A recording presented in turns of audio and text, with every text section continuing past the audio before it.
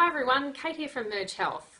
I get a lot of questions about why do I need a stool test? Most patients know by now that when they come to see me, I usually send them off for what we call a comprehensive stool analysis or a stool analysis test. And that involves taking a sample of stool and sending it off to a lab for analysis.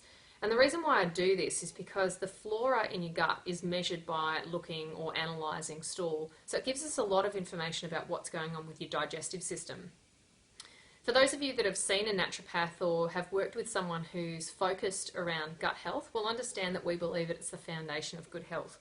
So if we get your gut sorted out, if we get it balanced and get the gut flora in balance, so that is, we've got enough of the good bugs and ensure that there's certainly not an overruling of the bad bugs, then we know that a lot of other things fall into place. There are 4 issues that we look out for, or 4 key points that we look out for when we're dealing with an imbalance in the gut. The first thing is the brain-gut connection. You might have heard about this, and there's certainly a lot of information on the internet. And what's been established is that gut flora, or that is the good bugs in your gut, have a direct impact on your ability to produce neurotransmitters or brain chemistry. So what we've found is that over time, not only does what you eat have an impact on how you feel, I think most people know that, but what you eat and how your gut responds to food and the inflammatory condition of your gut has a direct impact on your mood. Depression actually has been started to, or the experts are starting to think about it in a different light, actually being a state of inflammation as opposed to just a mental disorder. So we know now that if we change the gut flora and we balance the good bugs in your gut, you're going to feel a lot better in terms of mood.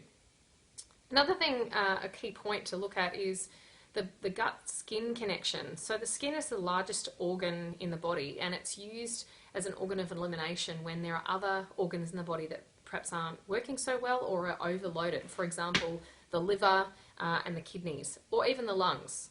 So what we know now is industrialized countries, Western countries, 60 to 70% of teenagers will experience acne, for example.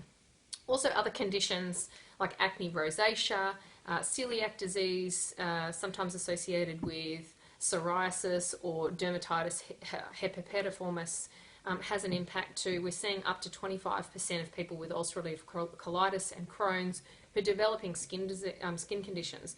So we know that the gut flora can also have a huge impact on the quality of your skin, the health of your skin, and the expression. So even its skin looking dull and lifeless can be impacted if we get your gut flora balanced. Another connection with the gut is also with metabolism. So gut metabolism is hugely impacted because we know that the current research shows that the gut flora can have a direct impact on your ability to convert calories into fat. So if you have more gut flora that is, say, the bad bacteria, you're going to convert more of the calories going into your body into fat, and of course that has an impact on weight gain. We want to maximize your ability to digest food and maximize your ability to utilize the nutrients, but certainly the gut flora is going to have a huge impact on what's produced at the other end, because gut flora actually help us to break those things down and feed our bodies, make nutrients and compounds that our bodies actually need. Something else that is affected is the appetite as well. So we know that the appetite is increased with a change of gut flora, and some of my patients will have experienced that a balancing of appetite when we deal with the bad bugs.